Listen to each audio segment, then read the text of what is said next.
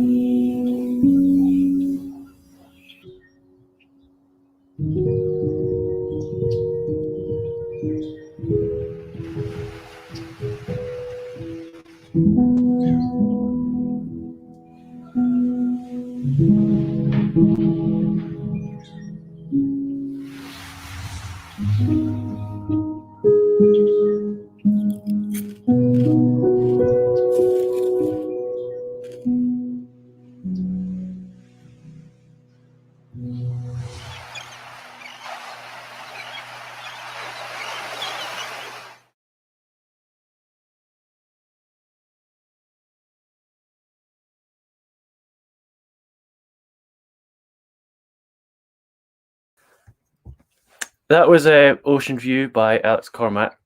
Next, we're going to watch Flit.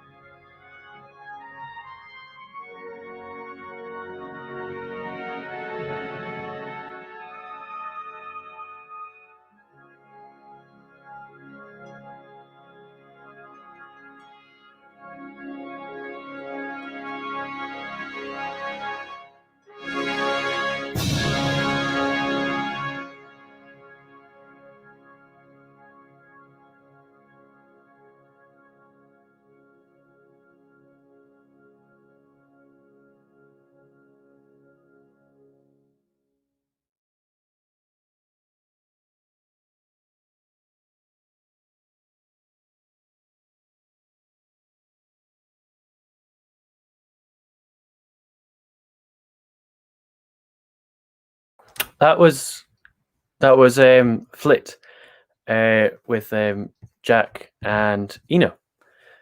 So now we're going to have a wee Q&A with the makers of the films and find out where our winners are going to go.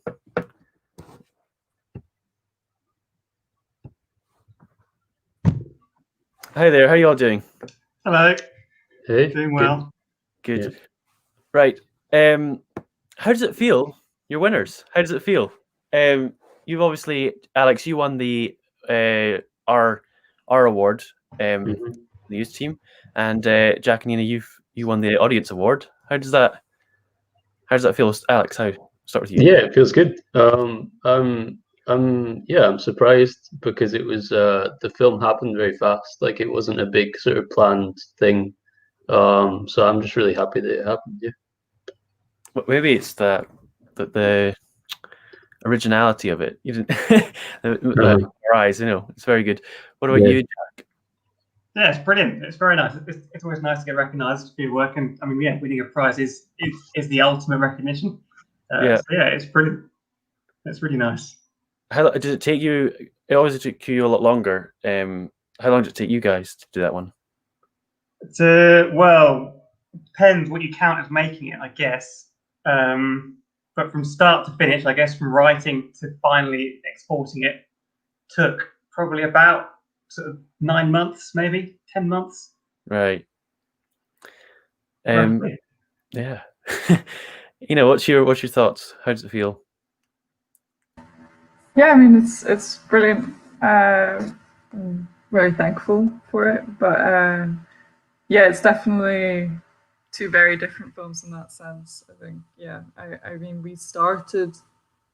Obviously, it's juggled between a lot. It was graduation films, so it's juggled between a lot of other graduation films and stuff. But yeah, I remember we started production design early February, like just starting to make the props and stuff. So it was a very long process. But yeah, it paid off apparently. So Yeah, I'd say so. it's great.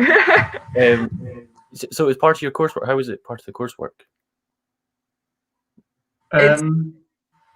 It's not strictly part of the coursework for me. It would have been for Jack. But essentially, our course is very practical, and so in your graduate year, your fourth year, you're expected to make a film or DOP it or produce one. And then for me, as someone in the lower year, it's optional whether or not you want to work on these films and crew them. And I really wanted to crew Jack's. Because you were quite a big team. Well, Alex, you just made it by yourself, didn't you? In lockdown, was it? Yeah. Yeah, it was just me and my sister. And I think that was good in some ways. You know, like it was a lot easier and faster turnaround. And I could kind of like any thoughts that you have, you can kind of put into practice a lot easier.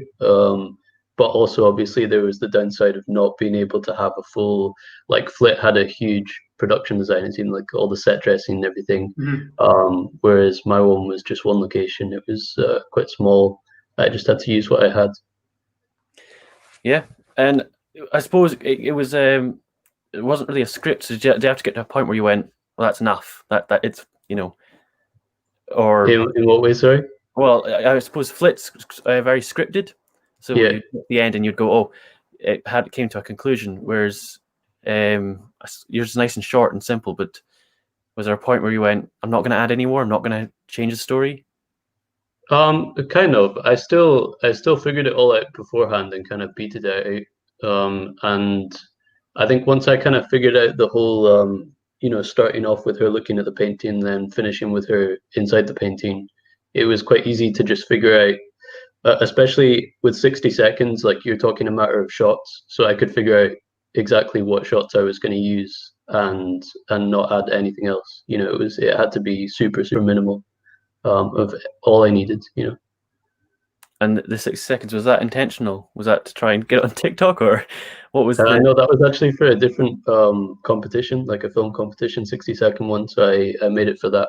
And it was literally like the week before, I think, that I saw that competition. So I needed to make it within like a week. Yeah.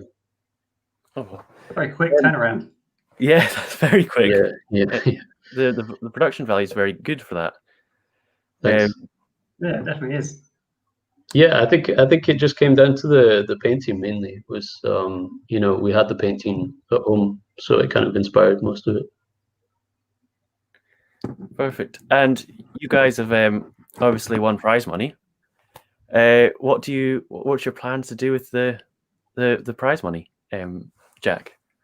Very difficult. Well, I've already asked if there's an immediate deadline. I'm lucky I was told there wasn't. So I've got until March to think of something clever to do with it. And yeah, it is tricky. I mean, it's difficult to work out. I'm leaning towards some sort of, it's really hard, but I guess putting it towards the next project in some way would be nice. I mean, it's difficult because it's pretty tricky to think. But yeah, I think something to do with that, or maybe even looking at sort of further festival submissions, maybe for Flit. That could be quite useful because we applied to mainly free ones, so it might be interesting to submit it to ones that have a sort of fee. So yeah, something like that, I think. But yeah, I haven't yet fully decided, but I'm thinking things over. Yeah, you got any projects that would help go towards? I mean, nothing that is ready to have money thrown at it yet. So nothing concrete at all. But yeah, ideally, I would have something. So maybe I can concentrate on that. Yeah. and then have a lovely gap ready for that money to go into. Yeah, perfect. And does it work? I don't know. Is it you're the director to producer? Does it work that you won the prize money, or? Yeah, again, I'm not sure about the actual official terms, but I received an email. I don't think Ina, unless you received an email as well. So it looks like, luckily, I've got lion's share. So Ina doesn't have a say where it goes. Oh dear. I was promised it would be funneled into the high budget production design of the next film. Very clever. Alex, what about you? Yeah, definitely a future project. I'm hoping to make a few films next year. So it's super useful for like, especially paying actors even, and production design and everything. So it'll be cool. Do you think you'll be submitting to any more festivals with the films you make? With yeah, I imagine so. Yeah, because I submitted something to fans last year as well. So I'll definitely keep submitting to fans again. You submitted quite a lot of films this year. How many? Two, yeah. 2. Oh well, yeah. Both. I think I remember watching both of them. They both stuck in my mind. So, the other one, it was market, the supermarket, was that? No. No. What was the- Attention, please. It was Oh yes. with the fire and stuff. Yeah. It was the actress in Market Supermarkets in the. Oh yeah. You're obviously all linked up. Uh-huh. Awesome. Where did your we've gone over this before in the other interviews, but we'll just go over it again. Because I want your inspiration for your film. Where did you get that from for this one precisely, Jack? Well, I think I said last time, but I'll do it again. It was while I was trying to think of an idea, and I couldn't. And then suddenly a little fly landed on my hand, and I sort of looked at it and I brushed it away, and then it came back again, as flies always do. And so I brushed it again, and then it came back again, and I thought, hang on a minute, what if I don't push it away? What if suddenly there was a global ceasefire against flies? What if we all stopped killing them? Would they, given the opportunity, do something wonderful? And then we take that way too far in Flit, and we say that they end up building a fly civilization in a hole in a wall. And it was roughly that idea. And then I guess you get these sort of environmental themes with it as well, slightly. It's like, oh, look, sort of nature isn't the enemy. Look after nature. And at the end, Carl does more than that. He unites with nature in the only way he knows how, which is to turn into a fly. It's brilliant. It's funny how it comes from such a small idea. Yeah. It's something massive. How did that one, was that was the idea? Because surely you get a million that come in all the time. Yeah, I guess.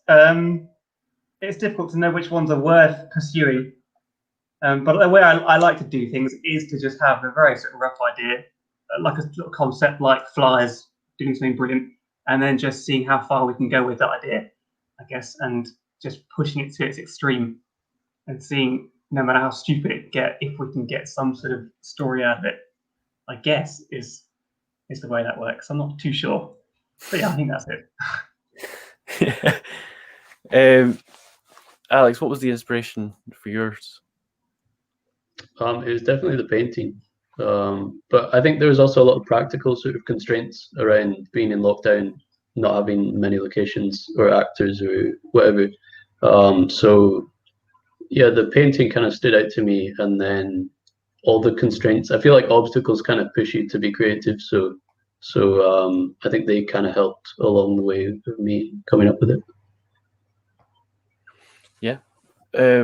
And you work with your sister, just doing it, you said. Yeah.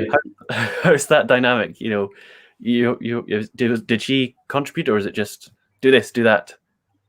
It was do this, do that. Yeah. Yeah, I told her. Yeah. What did she do to help you make it? I mean, she mainly just did the acting, really. It was all fairly simple because the sound I did afterwards, so I didn't need any sound. Lighting was pretty much natural the whole time. So it was just me with the camera, basically. Yeah. And filmed in a day, was it? Yeah, one day. I think edited the next day, maybe. And Ina, do you want to just remind us what your role was in Flit? So I was the production designer, aka like the facilitator of the great mind of Jack. So, for me, like when I heard the idea, I was just like, I have to do this. Yeah. Put into like simpleton terms, what was your day-to-day jobs on making it?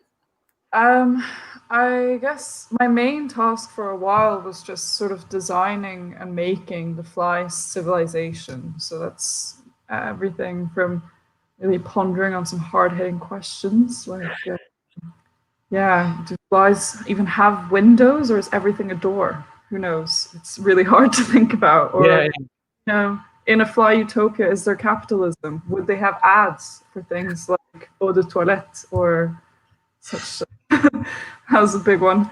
And then I basically built and designed quite a few of the contraptions and helped source materials and stuff for the lab. Contacted like the chemistry department in our university. They were very kind and let us borrow a lot of equipment to deck stuff out.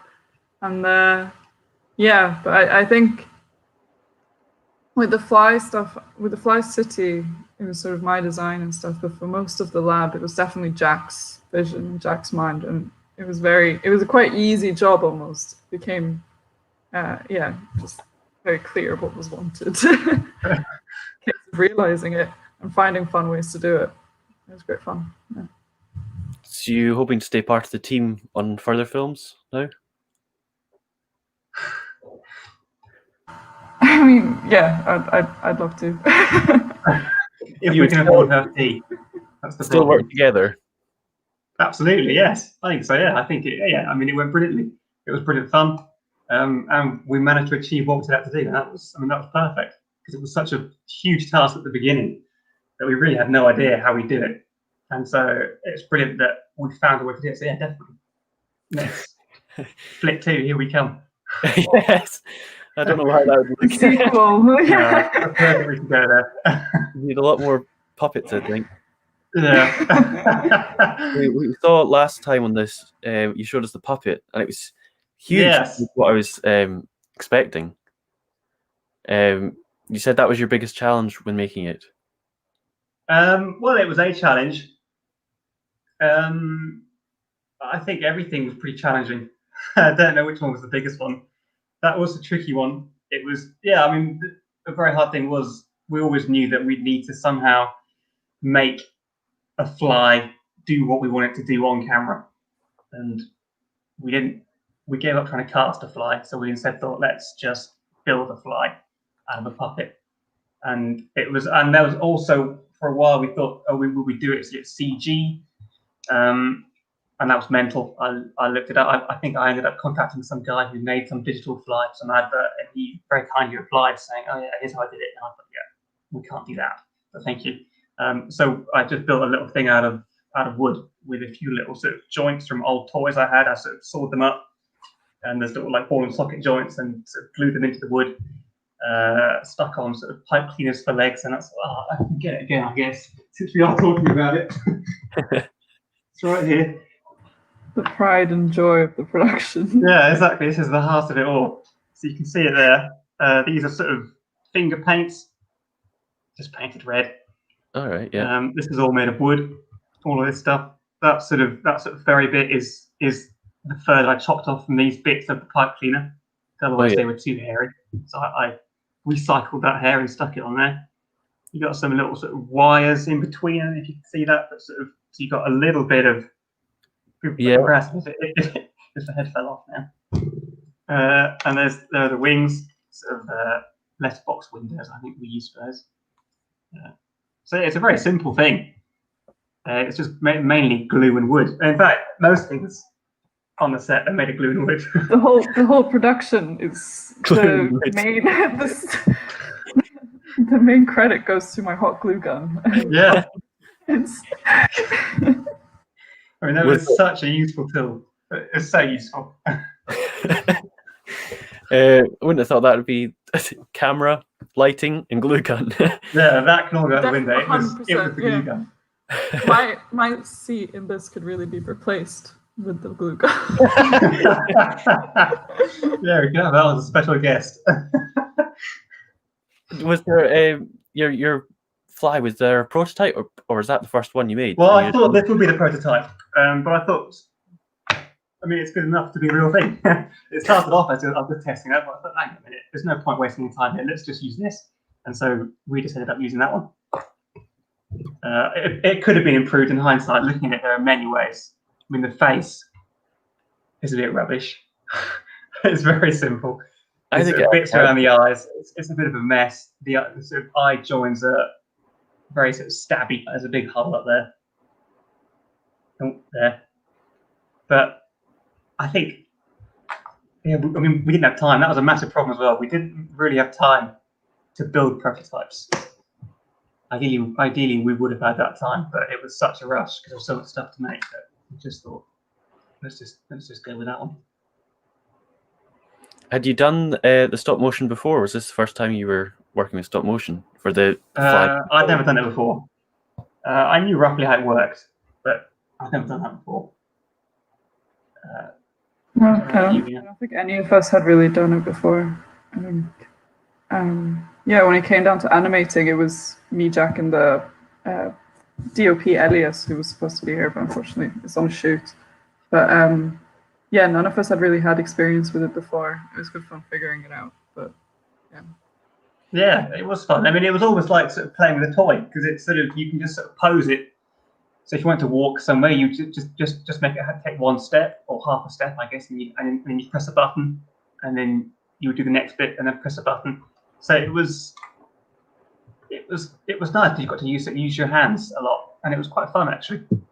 Yeah. And luckily it wasn't super high stakes because it was just a fly, and flies are quite jerky anyway in their movement, so you don't need loads of different poses to make it look like a fly. Oh yeah, that's a good point. Okay, chose the right.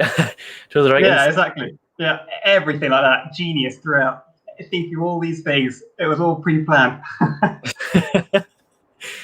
And was it CGI you used, Alex, or an After Effects to create your waving people in the paintings and things? Yeah, that was in After Effects. I just had like a little figure shape, and then you can do like a puppet tool and sort of animate them to wave. So yeah, both the figures weren't in the original painting. I added them. But yeah, it's quite a simple effect, to be honest, but I think it's quite effective, especially with like sound design as well. I have the guy kind of yelling quietly while he's waving. How did you which I record think all your adds to it. sound? Was it yourself, or did you find it online and things? It was a mixture. I did a bit myself, yeah, and I found for the him yelling actually was kind of tricky. I couldn't find a good yell online, and I didn't really want to yell myself.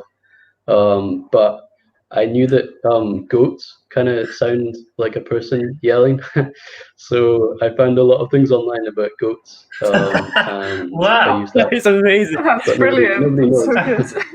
Yeah. Now I'm going to watch myself differently when you hear the goat. That is funny. Yeah. I Yeah. don't tend to hear goats yelling that often, so I don't think I'd have picked up on. No. No, it's just a little bit of information that I had stored somewhere from some time about, yeah. And you But, use yeah. the After Effects much? So was this quite easy, or is it the first time? No, I've used it quite a bit before. So yeah, but the puppet tool is quite easy to use, and that's all I really used for this. So it was fairly easy. Her going into the wall was a bit more tricky. I had to kind of get her climbing in one shot, and then I got the wall as a separate thing. So the wall's kind of fake and it's not really there. And then put them together. It's still a bit iffy, but yeah, I think it turned out okay. How long did that take you to do the editing and all that? Because it's quite it's technical, and it doesn't look that technical. I think that's quite clever about it. Is there's a lot going on without you realizing it? Yeah, it took. I think it was either 1 day or 2 days. I can't really remember. But also the sound design took quite a bit, seeing as there's no dialogue or anything, obviously. So I had to go through and just try and add a lot of sound. I think for the kind of I wanted the painting to feel like a other world kind of thing. So that was kind of key with getting the ocean sounds and getting seagulls and that kind of thing. So yeah, sound design I learned is very important. Which I guess Flit shows as well, because there's no dialogue in that, is there? Either? Yeah, exactly. Yeah, we didn't record any sound on set. We had a poor sound recorders there, holding boom pole. But every time we said, "Don't bother, put it down," we can't do it, because there was a lot of sort of running around, and we were worried that it was just getting in the way. So yeah, all of that also was sound design. We got a question for Flit. The set is very detailed and professional. How did you go about getting the props? Nice. Well, Ina, do you want to start us off? Well, yeah, I mean, like I mentioned, we were very lucky that the chemistry department of the university were happy for us to borrow some of their equipment. I think that really added a level of realism to what's otherwise not necessarily the most realistic set. And then it was a lot of foraging for just any kind of spare electronics parts that we could find. And we again, there's a particular shout out to be made here for something in our university called like a reuse hub, where people can drop off anything that they don't need or they don't use. And Jack and I spent weeks visiting this every time it was open. Yeah, I mean, and just completely pillaging it, everything. Yeah, just raiding it. Anything that could look good. So that was a big part. But yeah, just anything from old computers and then just tearing it apart and using all of the little chips and everything. Yeah, I don't know, anything to add, Jack? I mean, yeah, pretty much everything, I think. I think we only spent, I think the budget for production design at the end was like probably like £200, I think. Yeah. I don't think it was any more than that. Most things you see there we got for free from that reuse hub, and they really did have everything. It wasn't, I mean, they had scrap wood that we could use to build the machine. They had like a sort of old projector that we used for the sort of laser gun that shoots at the fly. All sorts, and just mainly it's just some junk, which is brilliant. So yeah, we just filled up a room full of all of their junk, and it was so much junk. We also had an illustrator. The illustrator, the brilliant posters. I think they added a lot. There's quite a few of the fake newspaper articles and stuff that was all done. Yeah. Yeah, and yeah, I think that added a lot. Yeah, Jack's blueprints and drawings, the authentic drawings of the machines. Yeah. Yeah, rushed out late at night. I remember doing those pictures at the start. I think I did in about 5 minutes, just scribbling them down quickly, and then chucking them in the oven full of, I think, coffee to make them look a bit old. But always little tricks. We made our own sort of breakable glass. The sugar glass. That was a good challenge. Yeah, that was very tricky. I mean, it's yellow, not out of choice, just because we couldn't find a way to make it not yellow while you cooked it, because you've got to cook sugar with water and basically boil away all the water for about 2 hours. You've got to sit there with this super hot thing, and you've got to get it just at the right temperature so that it doesn't colour. And never managed to get that to not colour. So that's why that's yellow. But yeah, most things were sort of homemade. We're just using sort of. As I was writing it, there were a few effects I thought, oh, that'd be quite fun to use. So one of them was that sugar glass. One of them was the acid melt. Acid goggle, yeah. Yeah, so that was just a styrofoam head with acetone, I think nail varnish remover or something, that is just poured on top of it, and that melts styrofoam. They used that same thing in Alien when the acid blood drips on the spaceship floor. That's the same thing. So it's just those sort of tricks that look brilliant and cost almost nothing to do. Yeah, I didn't know that. That's really cool. It's cool to hear you get your inspiration for as well, and that it can come into your films like that. Yeah. I think we're gonna wrap up soon. So if there's any last shout outs, anyone you want to thank, you can say that now. Well, I guess thanks to all the crew. I mean, everyone involved, not just the crew, also sort of university, external people, all of them. I mean, everyone who was involved. And then, of course, also thanks to the audience who took the time to vote, I guess, as well. That's also very kind. And thanks to you as well, the festival. It's brilliant. It's good fun being part of this. Well, thank you for submitting, and I hope it goes further, and you'll do well in other competitions too. Yeah, hopefully that'd be exciting. Anyone you want to shout out, Ina? Or? No, I think just what Jack said. I mean, special shout out to Elias, who couldn't join us today. Absolutely, yeah. He really played like such a crucial part of this whole production, and but otherwise, know exactly what Jack said. Yeah. Awesome, and thank you, Alex, as well. Anyone? Yeah, thanks to my sister. Yeah. Awesome then. Cool. Well, thank you all for submitting and coming, and really well done on winning. Those are some great films. Thank you all for watching, and see you later. Thanks very much. Thanks. Bye. Bye.